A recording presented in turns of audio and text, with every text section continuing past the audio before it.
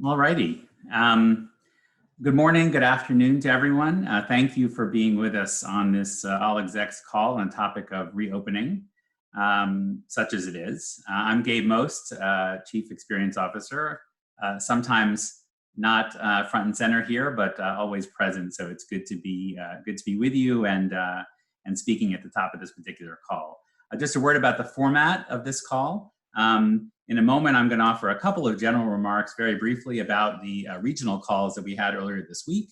We're then going to call on 4 of the 12 facilitators of those regional calls to ask them to briefly talk about a particular topic that came up on the call.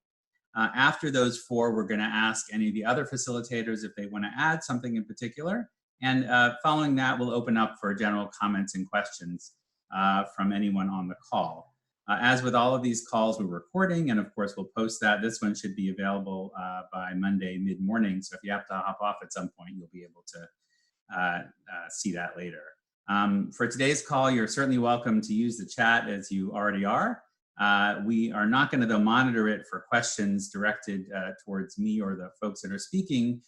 In the participants panel, you should see a raise hand button or something that says raise hand, and you can click on that, and we'll be able to see that you have something to share, and then we'll be able to unmute you. So let me start with a very brief recap of the regional calls this week. Let's see if this works.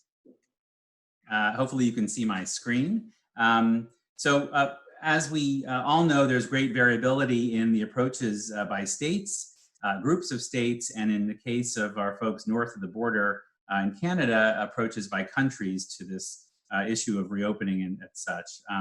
And we also know that these full movement, full execs calls with northwards of 150 participants can certainly be useful, but not really for discussion and back and forth. So for those reasons, as you know, JCC Association grouped JCCs by region and asked one exec from each region to coordinate and facilitate a call this week. We extend our deep gratitude to those facilitators, those execs who took on this challenge on what was, in some ways a moment's notice, and did so with plates equally or more full than the rest of their colleagues. And we also extend thanks to Dory Donnell, who managed that entire grouping process and communication and feedback, so thank you. As you see from this slide, there were 12 regional groups, and we had 92% participation of execs who were invited to those. Because overnight camp directors who are part of this group had been meeting regularly otherwise on these topics, we didn't explicitly include them in a group, but we welcome their participation. Let's see, I'm gonna cancel my share here.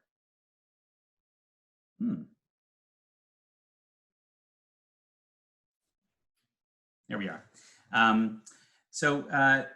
We're not going to have each group report out on this call now, because that would, of course, use up the entire hour, and also because there's plenty of overlap in those conversations. And finally, there's also plenty that's state-specific, which is, of course, region-specific, which is, of course, the point. Instead, as I mentioned, I'm going to call on 4 of the facilitators to touch on a particular topic.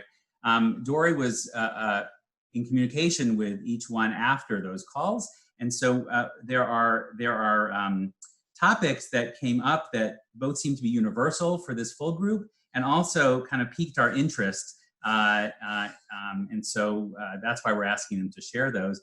Just as a disclaimer, and perhaps to, I don't know if it's lower the expectation or whatever you want to call it, we're obviously not representing here that these are answers or right answers. There isn't such a thing. And instead, we hope that hearing about some of the ways in which these topics were approached and the texture of those conversations might help inform your own thinking. So without further ado, let me call first on Adam Solander from Savannah. You didn't see his name on the list because he didn't actually facilitate. Larry Skolnick of Memphis, did. Larry couldn't be on the beginning of this call, and Adam has gratefully, generously agreed to share with us. The topic that particularly struck us, looking at what they covered, was this notion of moral and ethical obligations in determining how and when we reopen. And we know that came up elsewhere as well. And in fact, Joel Dinkin posted on the exec listserv yesterday. So Adam, you're unmuted now, and if maybe you can give us a sense of the texture of that conversation that your group had on the moral and ethical obligations. Well, first of all, there was really no discussion. It was really a throw aside at the end of the meeting that I put in there because it's the challenge of the competing obligations in general that we have, and those obligations truly take form in a bunch of different ways. First of all is the legal obligations that we all have. We have to abide by the law, and for almost all of us, the question is, which law are we abiding by? Are we abiding by the health department? Are we abiding by our governor? Are we abiding by the CDC? Are we abiding by the national, the state, the local? All of those things are in competition with each other, and none of those obligations are consistent. No longer are they consistent in our local area. They're not consistent amongst the 166 of us. So that is one obligation, which is the challenge. I guess the second obligation would be the promise that we've made. We made an obligation to provide what we promised, which to many of our families takes the place of childcare or camp or ECE. And that promise becomes even more challenging as the families become more and more urgent to go back to work, to get some sense of normalcy, whatever that normalcy may be. And finally, there's the moral obligation, and that moral obligation is perhaps the most challenging one because it's embedded with the concept of trust. And our members have trust in us, our boards have trust in us. The members trust us with our children. The members are trusting us to make the right decision for their health. Our boards are looking for us to make the right decision as far as the financial obligations that we have. So in the end, the concept is it's mission versus the health of our staff, our children, our users, and opportunity lost versus opportunity gained. I will tell you that I've been very led in many of these discussions by some of the things that Peter Blair and Jared Powers have said, and they're not shy about talking, either of them. But a lot of what it has done has resonated with me to make the moral choice whether to open or close. And every community is different, and every community isn't the same. So in the end, I was expressing this issue of the obligations in considering opening because it affects us all. And there is really no right answer. There is no right answer for all of us. There is no right answer for any of us. It's going with our gut to do what we think is the best. So I validate the difficulty that we are all going through individually, as an organization, and as a movement, to move forward in making what is the right decision for each of us. And I assume that there's 166 different answers onto what is right for each of us on this call. Adam, thank you for that framing. Deeply, deeply appreciated. And I'm gonna move on, and folks can react as we move into the second section of this. Let me call on Betsy now. Betsy Lynch out of San Diego. The item that I would say struck us in the feedback we got about that particular group, which was the West Coast of the United States, was about the tolerance for risk, and the notion that our tolerance needs to be high or should be high for all kinds of risk taking, whether it's departments, program offerings, et cetera. So Betsy, you're unmuted, and why don't you give us a sense of the texture of that conversation in your group? Hi, thank you so much, Gabe. Hi, everyone. It's so great to see everyone's faces. The West Coast conversation was very, very interesting. And, those of us on the West Coast are known to be free thinkers anyway. And I think the conversation really centered around that in this space of crisis, there is a significant assumption of risk to begin with in just conducting business, whether it's in a virtual realm or in our attempts to reopen. And what the group discussed is the threshold normally in our organizations, which is true, I think, of all nonprofits, but in particular in the Jewish world, the threshold for risk is usually pretty low, meaning we're using communal dollars to support our organizations, and therefore taking risks, thinking differently, putting things out there is a very difficult thing to do. Well, we are in an unprecedented moment in our history, and each of us in our organizations, where being challenged with this crisis has given us the opportunity to lower that threshold for risk. And really, we had a very deep conversation. Again, each topic we sort of got quick and deep into. And several of my colleagues mentioned, like, what are the things on the table that you aren't going to do anymore, that under other circumstances were sort of the sacred cows of your organization that were untouchable, that now everything is on the table. And in the moment, while we're still working on reopening plans and all of the other things that we have to do, trying to stay at sort of that 10,000 feet to really evaluate how could we really reconstruct business for ourselves to build something that potentially is more sustainable and thoughtful for the future of Jewish lives in our community than maybe what we were doing in the moments before this happened. And obviously that requires a whole bunch of evaluation in terms of what does staff restructuring look like, and each one of us are coming from a different perspective. A few of us on the call have had the luxury of keeping our staffs intact and being able to really dive deep into research and development and really bringing a minimally valued product to the virtual space very quickly, while others have had to lay off their staffs completely and are now bringing them back from furlough and figuring out how and who to bring back and what they should do when they do it. And those challenges are all different, but nonetheless, I think we're faced with the moment where our leadership and our community expects us to behave differently. And given that opportunity, we should take it. Beautiful. Betsy, thank you for sharing that, the nature of that conversation. I know it's not probably unique to the group, but we were anxious to hear about how it unfolded for you folks. So thank you. Really appreciate you sharing and facilitating. Let me turn now, let's turn now to Marty Englisher, who is the exec in Washington Heights here in Manhattan.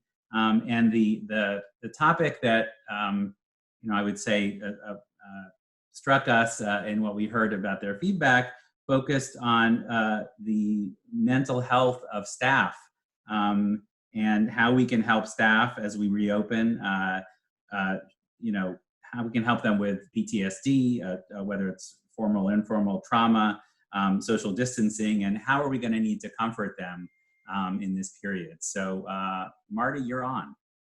Okay, thank you, Gabe, and thank you for all your informative emails that you've been shepherding out to us, and it's all very helpful. A lot of great stuff came up in a wonderful meeting of almost all of us in New York. What really jumped off the page for us as one of many topics, but seemed to be very important, was the issue of staff training around the mental health of our people, whether that be our participants or our staff or both, and that people are in kind of a general PTSD, and there are levels of anxiety and fear that people are expressing and feeling and how they're reacting. And we thought that we really need to prepare our staff. We need to work with our staff around their own feelings, their own anxieties, but more important and very important would be how we work with our members. We're gonna have to enforce social distancing, and we're gonna have to do that in a kind way. We're not gonna have to do that in a punitive way. And so as we think of the new retrofitted buildings that allow for social distancing, we think that we don't want people to do that in a punishing way. We've also discussed, there are people who will come back who've had COVID. We want to make certain there's a destigmatization and that there's not a kind of like stay away from that person because they had the thing. So that's also kind of very important. Being a social work institution and being that many of our staff are in that background, I think the whole notion of people who feel traumatized by what they've lived through, their own losses in family members or people that were dear to them, are something that we need to be trained in. And so we thought it was pretty important that we take even this downtime that leads into the reopening phase to do some training to figure out where and how we get that training. And I'll just end it by adding in one of the other things that came up that has a direct tie-in is we may need to consider having a nurse in some of our centers. And the nurse might be able to do a lot of things, maybe comfort people in general about that people are healthy and people are being checked, but might provide a resource that generally we don't have in our agencies. I think the majority of schools have.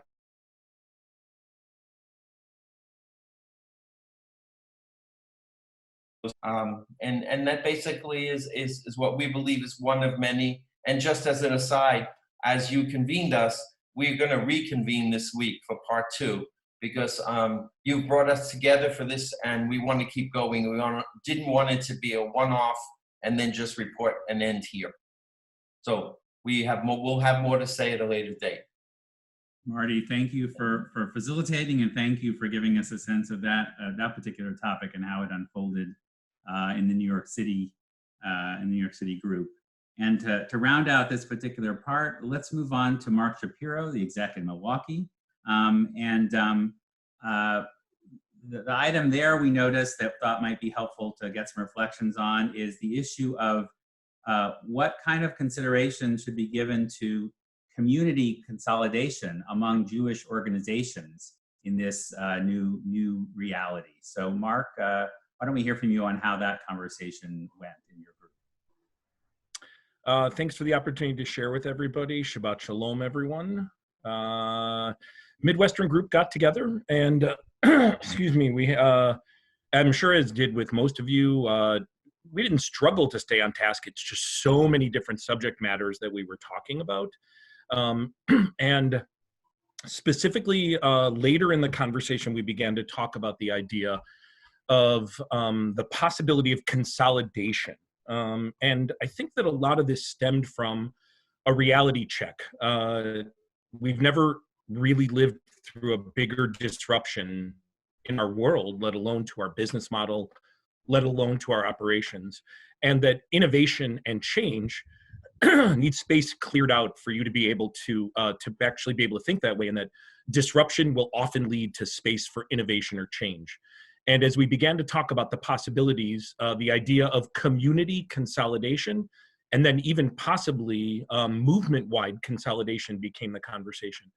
So on the local area, we did have a couple of different examples of were there other Jewish institutions in town where the community would benefit from merging, whether it is with a synagogue or with a Jewish Family Services or any of the other organizations there.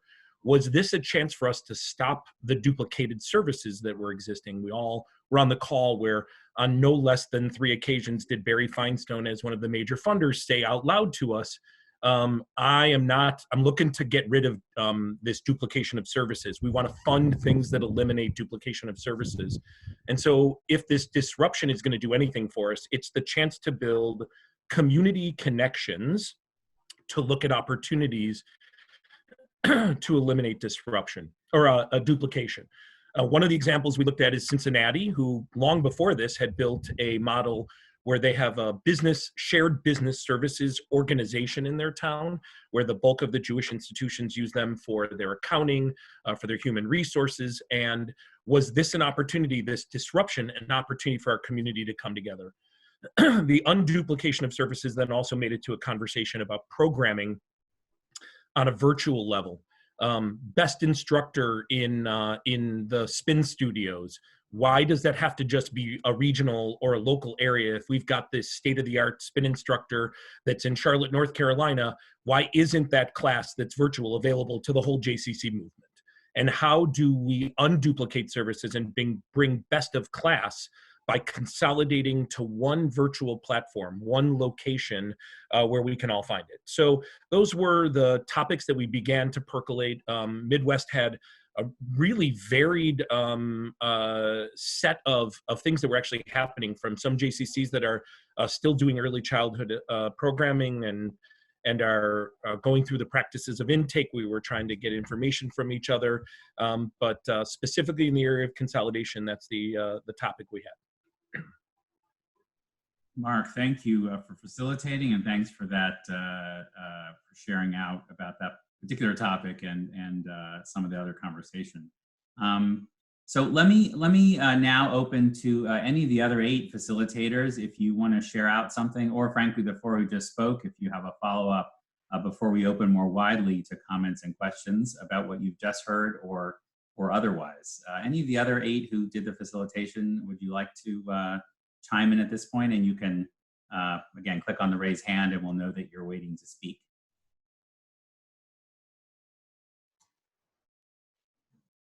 This is the moment where we don't know if you can find the raise hand or just everyone is shy or doesn't have a comment. Well, I'll just jump in then, Dave. Great. So in Florida, we were talking about navigating, what the government is saying to us, what our officials in the towns and cities are saying different from the governor. And just recently, this morning, I sent out to all the Florida execs, we just got a 32-page plan for what Florida is going to do. Which is great. Now it kind of lays it out. The governor spoke on Monday and we all thought we were in phase 1, but phase 1 didn't include South Florida. Now we know we're in phase 0, which is different from phase 1. And now he just put out that our childcare facilities and summer camps can be open through all phases. So, trying to navigate all the different things that are being said. The town that we're in is Davie. They want to keep parks closed. But Broward County, our county, is opening parks. Miami Beach is saying something different from Miami, and the Miami-Dade, mayor is saying something different. So I just encourage everybody to try to get the right information from your governors and town officials and city officials, because things keep changing on a dime. Finally, we just got something that I shared this morning, but it's got to be tough for all of us as listen, California, one beach is open, one beach is closed. Jacksonville Beach, which is really far from South Florida, is open. All of South Florida is closed. I'm trying to navigate all those things and getting all the questions that we're getting from not only our staff, but our members as well, is difficult. So hopefully we can get the right information and move it forward. So I just wanted to mention that as well. Fantastic, Scott. Thank you for facilitating. Thanks for sharing. I see Mark Sokol, who also facilitated the Northeast group. Mark, go ahead. Yeah, just a quick comment, and hi everybody. Nice to see your faces on this Hollywood Squares screen. Still looking for Paul Lind in the middle to block, but let me just make, for those who don't get the cultural reference, doesn't matter. We followed the script, and I can see a couple of the faces that were on the call. I thought we had a really inspiring conversation. But we diverged a little bit at the beginning. I don't know if this was mentioned. Stop me if it was. I asked everybody to go around, and I think there were 18 folks on the call, so it was a nice high number. Asked everybody to share 1 or 2 silver linings from the experience thus far. And when we put I see Scott Cohen smiling. When we put the notes together afterwards, it was astonishing how clear the 4 buckets were that were repeated over and over again by the people on the call. And I just did a Facebook Live Torah session when I shared this with the 1.5 million people who follow me on Facebook. And the buckets were so obvious and so important. So all 18 execs spoke. They all had the same thing to say about these 4 things. That how they realized how precious and amazing their staff is, how they realized how loyal and how touched and moved they were by their community sticking with them, how unbelievable it was for them personally to have more time with their families, and finally, how it was an opportunity to make changes that they've been contemplating making for a long period of time. And I have not stopped thinking about those 4 buckets. I have to say, it's just like, my staff is precious, my community is loyal, my family means so much to me, and I have to use this as an opportunity to make some changes. And it was a focus group in that sense, and it was profound.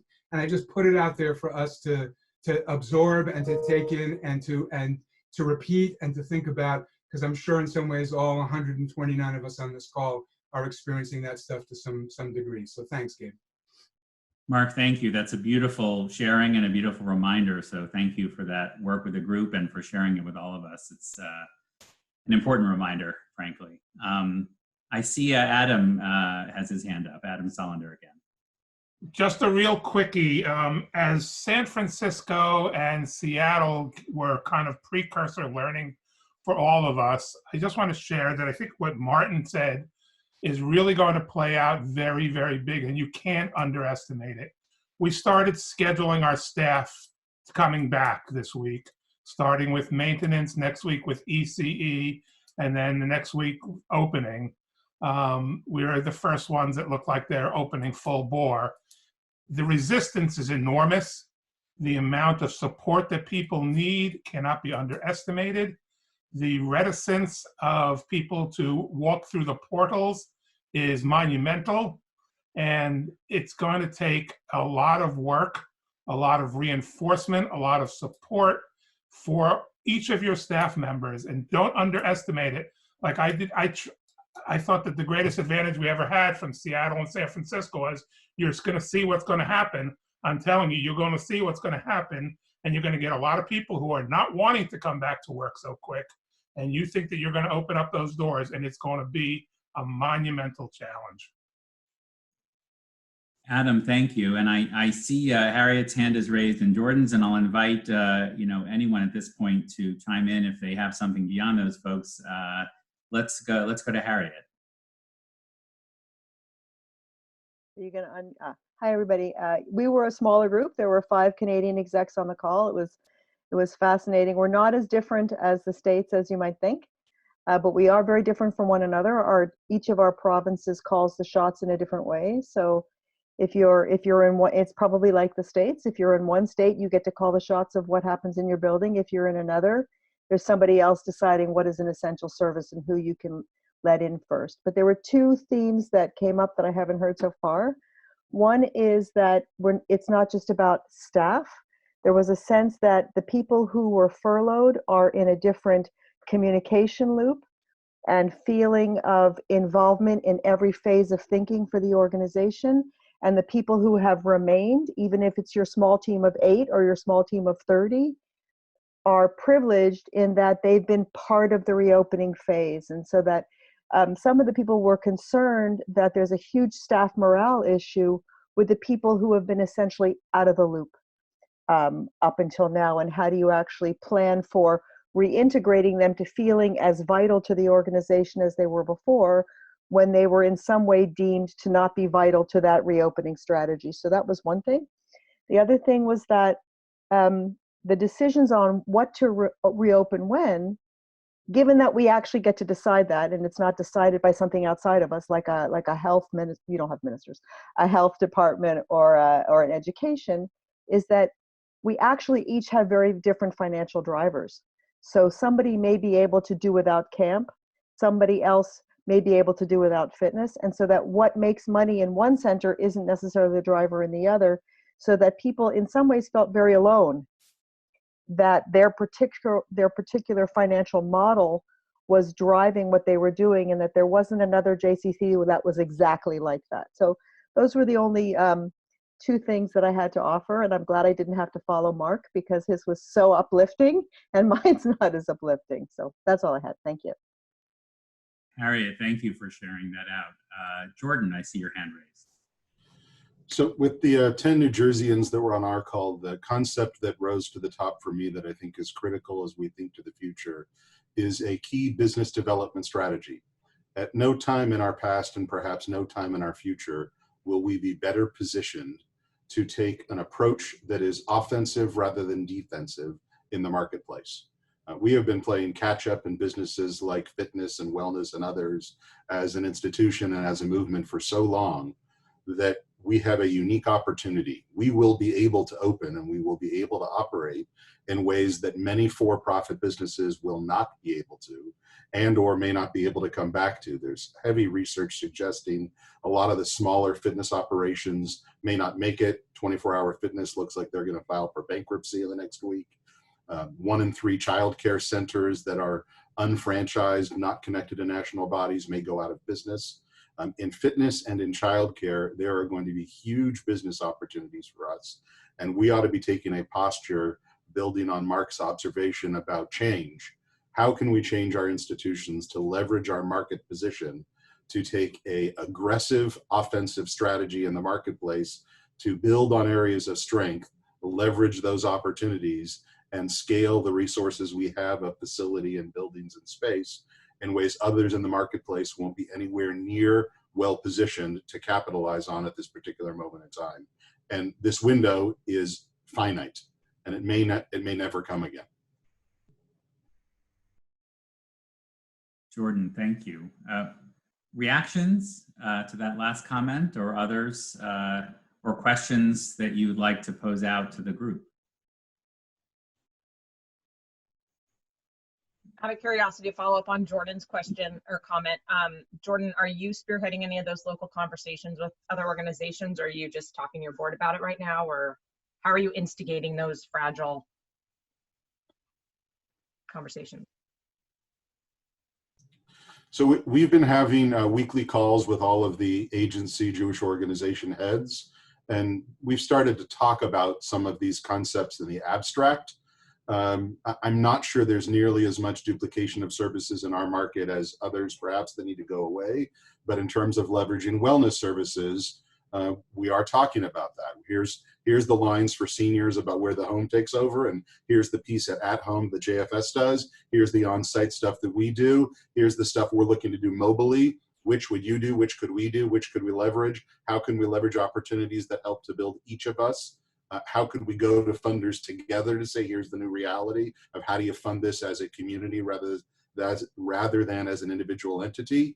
And we are approaching it with a sense of urgency because we may have a 30 or 60-day window to figure out what that looks like to get it up and running, because the opportunity will end once the market starts to saturate 30 to 60 days after everything has reopened. We have such a unique opportunity in such a narrow window of time. And the other thing that's fascinating is our marketplace will tolerate us doing things incredibly poorly, right? In ways that they would never have dreamed of tolerating months ago.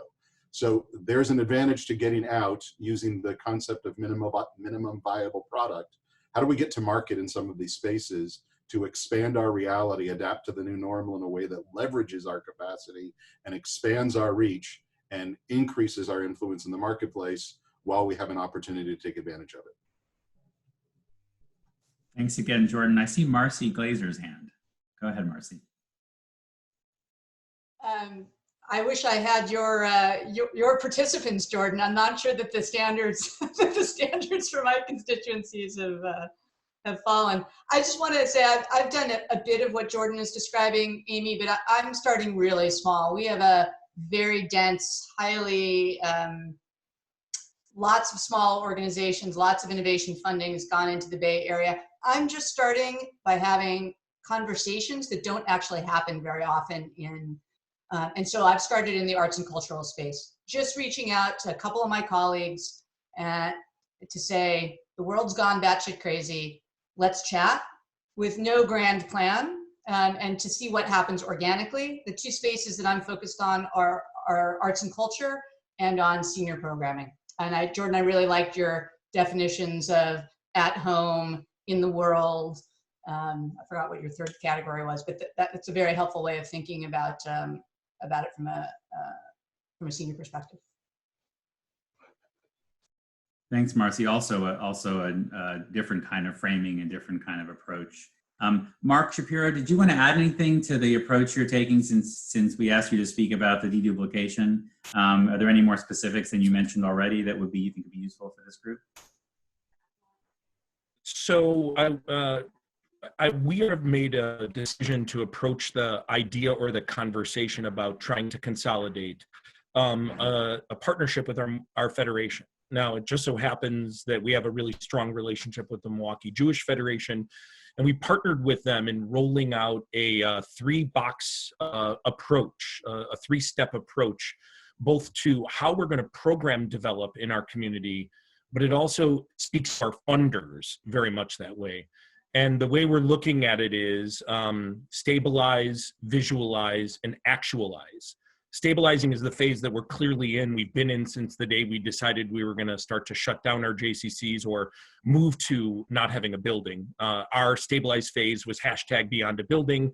And then what we're trying to move into is the space to bring the right people together to create those courageous conversations about how we can visualize a different Jewish community.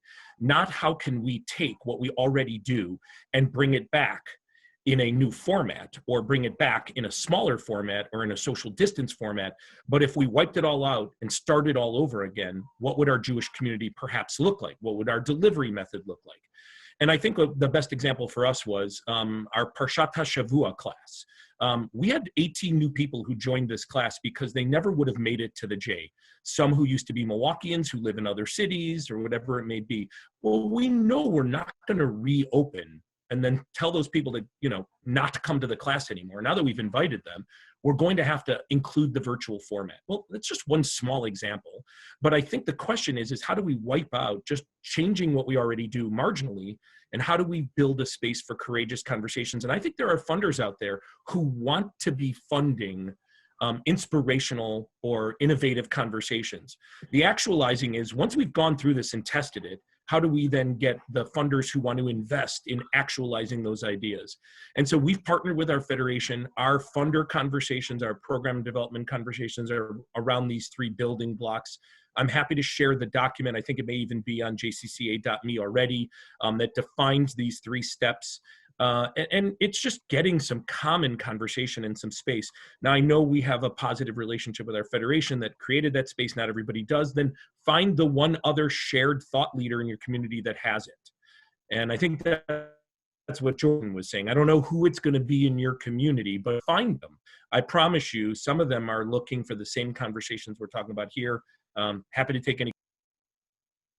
So I'd be curious, Mark, I started to write a survey and the challenge, because here in Seattle, we know we have some work to do in kind of the growth of the community here, and we have a lot of opportunity.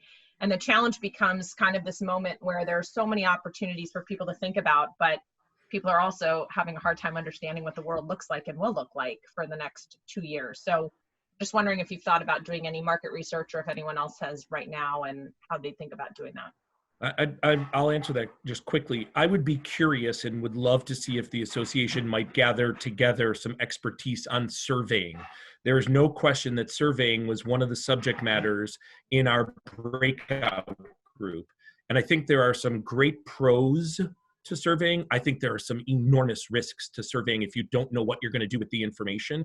And I think we could probably all benefit. And I am challenging Gabe, maybe there's an expert, or we could do some national investment in trying to find what are the best ways, the pros, the cons, and the risk rewards of surveying, because just random surveying might get us some information, but it might be dangerous. And we're all teetering on what's the value of surveying. Should we, shouldn't we?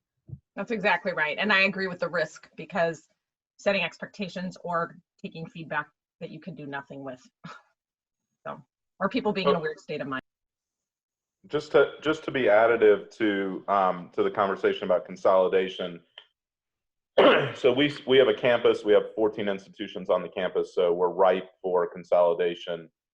We started the conversation with a few thought leaders about 2 months ago, in much the same way that Mark outlined, which is wipe the slate clean. What does it look like if we think about serving our community in a different way? It's really scary. In some ways, I am conceptualizing working myself out of a job. Or the dissolving of our 501c3 status into something larger. In some ways, it's incredibly exciting as well, because our job is to build Jewish communities. So we've started that. Because we started a few months ago, we are now hitting the political roadblocks of, this institution is starting to, bristle at X or Y, but we're still pushing forward in that way. And I think that it's a really, really important conversation to have. The only other additive comment I would make to the discussion is that in addition to the challenges that Marty described from mental health, I never thought that opening would be harder than closing. But as we work towards our phased reopening, which for us starts with singles tennis on May 11th, it is incredibly hard to begin a phased reopening. And the burden that has been set on reputational or the reputational damage that's possible by doing it poorly. Just look at the grocery stores around you. I think Trader Joe's is an industry leader in how to do it right. And I've watched other grocery stores in our community absolutely crumble based on doing it wrong. And so we're taking a really, really cautious approach and understanding that we will likely move in a fluid way, to touch on what Scott Ehrlich said, into we're open, we're closed, we're open, we're closed. Because for those of us in the Southeast, and I want to thank Georgia for being the petri dish to start us off in this, we're going to watch these surges come and the governors recoil. Peter, thank you, and Mark and Amy, thank you as well. I will interject that a lot of us are very sorry not to be flying out to Milwaukee this weekend, Mark, to be with you and your community for J Summit. So we're sad not to be there, and we certainly I'm pleased to hear the challenge about surveying and that question, and I'm glad that I'm here to hear that, and so are many of my colleagues here at JCC Association. So we will take that up among the other items that we're discussing in ways in which we can be helpful to everyone. Other comments and questions, whether they're rhetorical or specific to folks on this call or otherwise? Gabe, I'm going to jump in for a second, if you'll permit me, because I got a question in the chat that may be of interest to people. I know there's a lot of interest in the unfolding dynamics around JCRIF, the Jewish Community Response and Impact Fund, that is being orchestrated by our friends at JFNA. So here's the update that I have for you at the moment. We remain in active dialogue with the folks at JFNA that are creating the mechanics. I don't yet have hard details to share with you about how the application process is going to work. I expect to get a further update this afternoon. I did hear this morning that the total amount of money that has been committed by foundations is now north of $90 million, and they're hoping to get to 100 by the time they turn on the spigot and money starts to flow. I was also told that we shouldn't expect money to begin to be doled out until the week after next. So we're talking about the week of May 11th, and that they will not dispense the entirety of the pool of funds all at once. There are likely to be 2, if not 3, iterations that will happen over a period of weeks.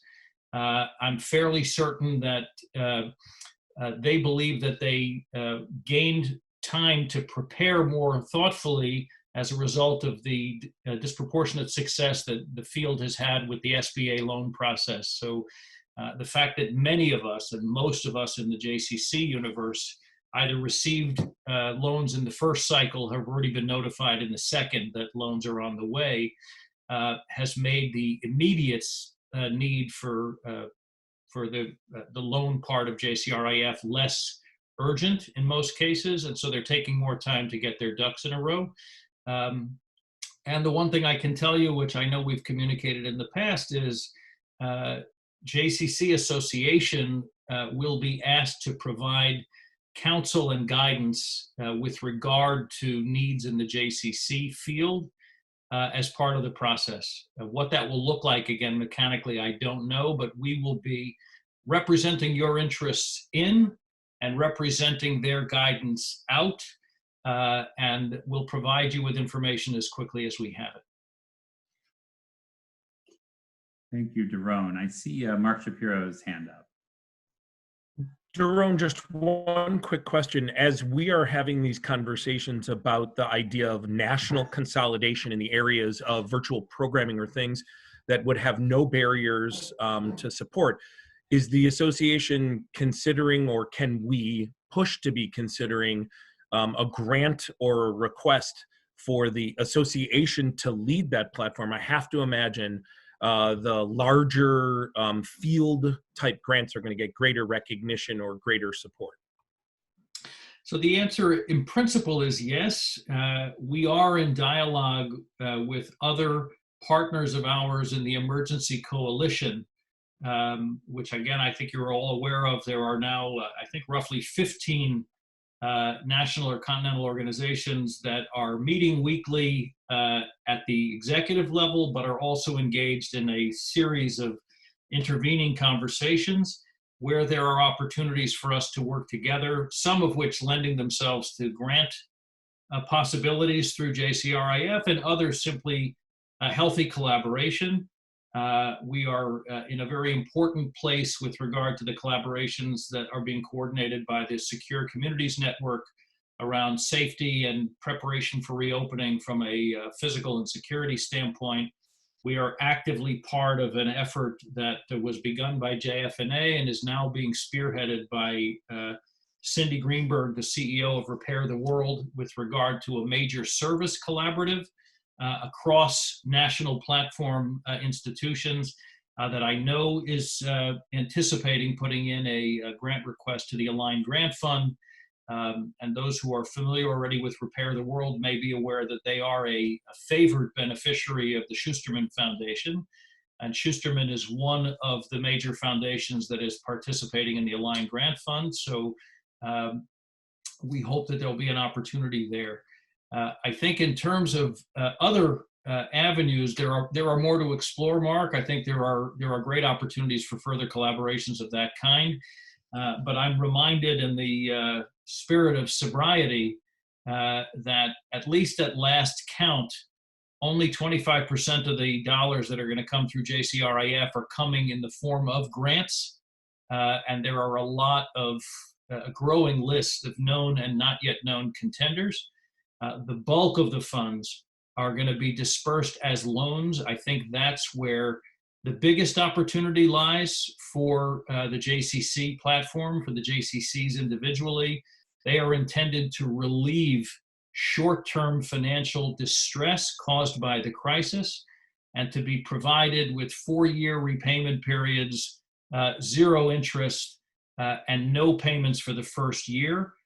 This is emblematic of the concept that we have been promoting pretty aggressively since the middle of March, that a substantial, large, low-cost capital backstop is going to be needed by JCCs and other institutions that are largely supported on fee-for-service models and that were primarily healthy on the 1st of March to be able to access those kinds of funds on the cheap while we get our engines fired up again and restore our place as the central platform for Jewish community engagement.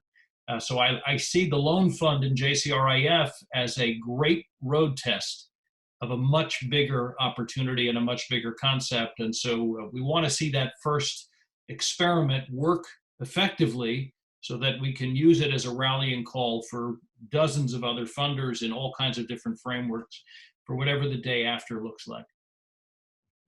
Daron, thank you. And your presence and comment reminds me to acknowledge that also on this call is Gary Jacobs, chairman of the board of JCC Association, who is making it a point to make sure he is abreast of all of the issues that are facing this group, the association and all the JCCs. Jesse Rosen. Hey everyone, Jesse Rosen down in Palm Beach, Florida. Just to switch gears a little bit, but maybe only a little bit, as I think about this, $20 million supposedly out there for innovation, we're all going to have to innovate differently. And I think we're all talking about it in our own shops about virtual programming, what that means, and really most importantly, how to monetize it. And I'm wondering if either anybody out there has already figured out Silicon Valley, the technology